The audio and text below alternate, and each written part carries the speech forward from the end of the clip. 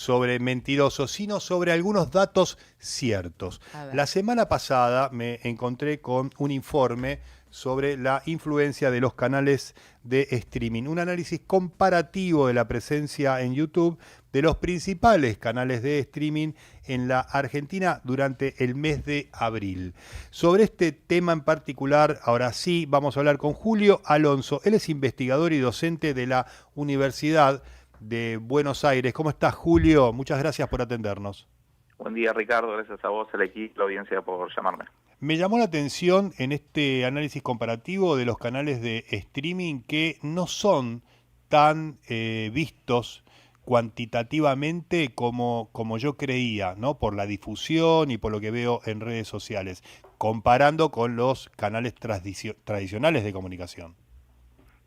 A ver, sí, el tema del informe que me parece como un punto de partida para trabajar es lo que creo que están construyendo todos estos canales en relación a la audiencia.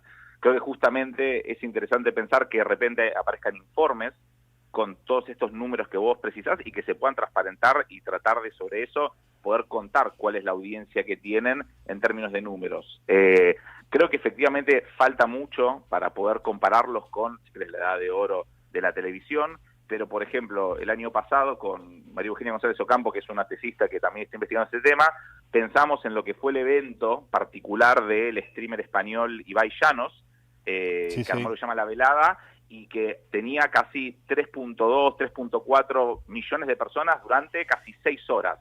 Y jugamos a ir transfiriendo eso a lo que sería, digamos, el rating que nosotros manejamos, digamos, en la televisión tradicional por Ibope, y el número era alto, por la cantidad de gente, ¿no? Pero bueno, es un poco lo que vos planteás respecto de cuáles son los formatos, por dónde vienen. Creo que eso es interesante por cómo se va construyendo. Quizás una realidad distinta porque estamos hablando de Ibar, que es un influencer muy Sí, conocido y muy viralizado en Europa, sí. particularmente en los países de habla hispana, España, ¿no? Como es su origen, pero no es la misma realidad que vivimos acá. Yo estoy viendo cantidad de seguidores que, de acuerdo a este informe, corregime si estoy equivocado, entre todos los canales de streaming más conocidos, no llegan a los 4 millones de seguidores y las interacciones son mucho más bajas que esa cantidad de seguidores. Esto significa que puede tener muchos seguidores en los canales de YouTube, estos programas de streaming,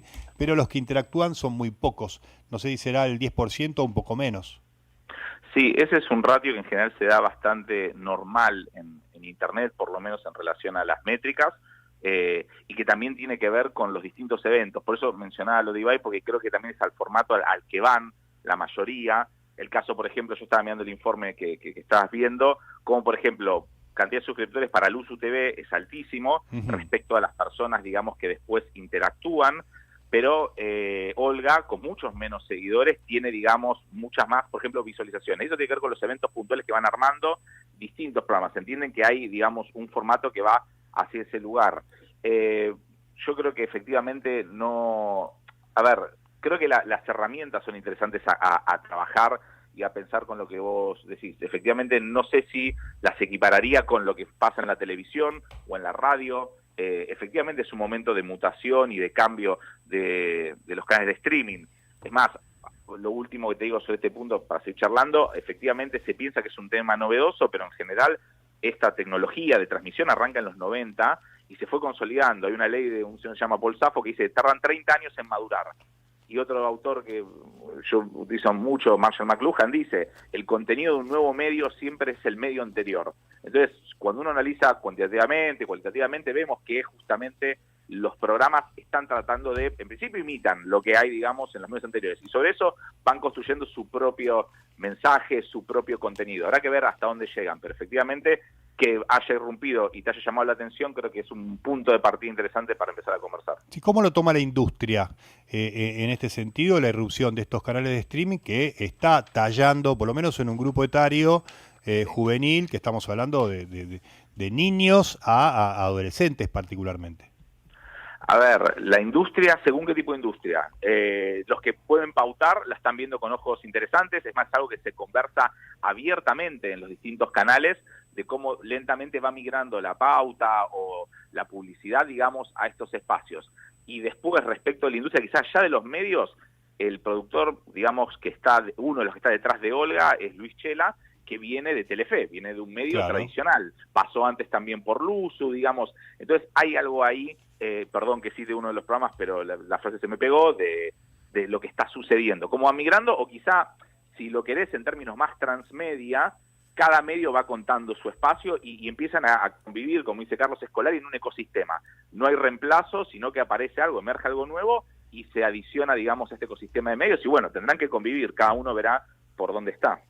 Sí, claro, hemos visto, ¿no?, a periodistas y profesionales de la TV abierta pasarse directamente a este formato de streaming, el hijo de Leuco o Sí, el mismo Fantino, ¿no?, que sí, han señor. hecho programas y emprendimientos exitosos en este aspecto. Sí, totalmente. E incluso es tan novedoso que todavía creo que se lo cuestionan o están tratando de entender con esta tecnología. Lo escuchaba Ernesto Tenenbaum, que esta semana arrancó también en una señal de noticias cenital nueva por streaming de YouTube, y él le decía a Mario O'Donnell, también los dos, digamos, televisión tradicional, radio, digamos, porque él le decía, nosotros hacemos algo en la radio parecido, pero no es lo mismo. Como que entienden que hay algo de que se está transmitiendo en internet por YouTube, pero sienten que es algo como distinto, exclusivo, con otras reglas, con otros modos. Creo que efectivamente, como decís, se Sí, migran, sí. pero se están preguntando todavía qué termina de ser. En medio segundo te pregunto, ¿tiene Sí. futuro el streaming o va a morir? No, por supuesto tiene futuro. Es parte, digamos, de los nuevos medios vinculados a lo que es Internet, vinculados a lógicas, y creo que efectivamente que este tipo de informes que ustedes citan aparecen, tiene que ver con ese futuro que están proyectando y que justamente lo haga atractivo no solo para las audiencias, sino también para los que puedan publicitar en estos medios.